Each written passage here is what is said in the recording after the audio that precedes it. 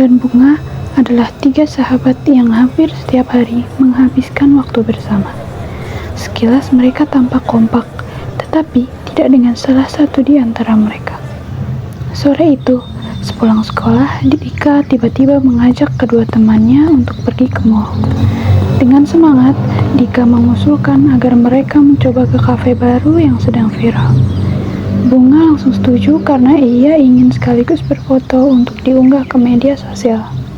Sementara itu, Anang bertanya dengan ragu tentang kisaran harga makanan di sana. Dika menjawab santai bahwa harganya paling mulai dari 50 ribuan. Dan Bunga menimpali dengan semangat bahwa harga tersebut sepadan dengan suasana kafe yang cantik. Dika mengajak mereka untuk nongkrong sampai sekitar jam 9 malam. Mendengar itu, Anang terdiam sambil melirik isi dompetnya. Uang jajannya tinggal sedikit, dan ia tahu orang tuanya tidak akan senang jika ia pulang terlalu malam. Bunga melihat ekspresi sahabatnya itu, bertanya apakah ia sedang punya masalah. Anang buru-buru menyangkal dan memutuskan untuk ikut saja meskipun hatinya berat. Sesampainya di mall, Dika mengajak mereka masuk ke sebuah toko baju yang baru saja melakukan restock. Bunga menyambut ajakan itu dengan antusias karena ia memang sedang mencari dress baru. Ketika diminta memilih baju, Anang menolak dan mengatakan bahwa ia tidak sedang membeli baju apapun. Tapi Bunga memujuknya untuk melihat-lihat dulu. Siapa tahu ada yang ia suka. Setelah berkeliling cukup lama, Anang menemukan sebuah kemeja yang menarik perhatiannya. Namun begitu melihat harganya, ia langsung terperanjat. Ia menggerutu bahwa harga kemeja itu terlalu mahal dan mungkin hanya bisa ia beli jika ia memecahkan celengannya di rumah. Dika dan Bunga yang melihat ketertarikannya langsung menyarankan agar ia membeli kemeja tersebut. Anang mencoba mengelak dengan alasan bahwa ia sebenarnya kurang suka. Namun, kedua temannya terus memaksanya. Pada akhirnya, dengan napas panjang, Anang menyerah dan memutuskan membeli kemeja itu.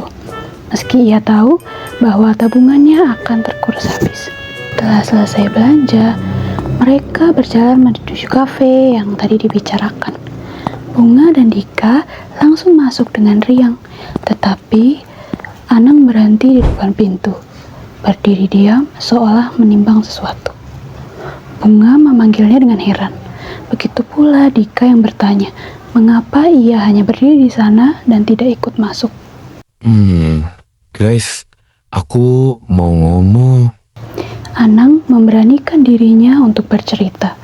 Meskipun tangannya berkeringat, ia tetap berusaha untuk jujur. Sebenarnya aku suka keberatan untuk main sama kalian. Uang jajanku sedang menipis dan aku nggak boleh untuk main sampai malam. Loh, Nang, kenapa kamu nggak bilang dari awal? Aku takut kalian marah dan malah berhenti berteman sama aku. Yang punang, kita nggak bakal main lah kok. Maaf ya, Nang, kita nggak tahu kalau selama ini sering bikin kamu terbebani.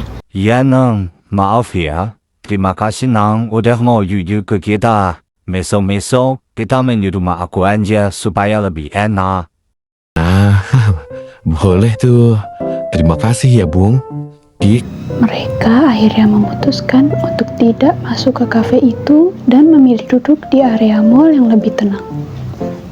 Ketiganya berbicara lebih terbuka tentang perasaan dan batasan masing-masing. Saat itu juga, mereka sadar bahwa persahabatan bukan soal seberapa sering mereka hangout di tempat keren, tapi seberapa nyaman mereka menjadi diri sendiri tanpa takut dihakimi. Sore itu menjadi titik balik mereka bertiga. Bunga dan Dika belajar bahwa tidak semua hal perlu dipaksakan. Dan Anang belajar bahwa kejujuran tidak selalu membuat seseorang kehilangan teman. Justru bisa membuat hubungan semakin kuat. Dengan langkah yang ringan, mereka pulang sambil bercanda kecil. Sepakat bahwa mulai sekarang mereka akan memastikan semua merasa aman dan nyaman. Pada akhirnya, persahabatan mereka tumbuh bukan karena keseruan tempat yang dikunjungi, tetapi karena keberanian untuk saling memahami.